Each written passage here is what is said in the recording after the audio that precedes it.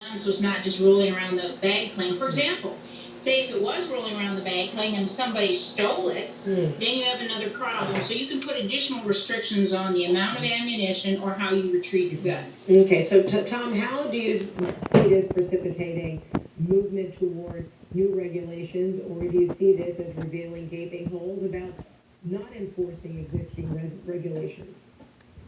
I see it as revealing gaping holes that aren't going to be changed too easily, if at all.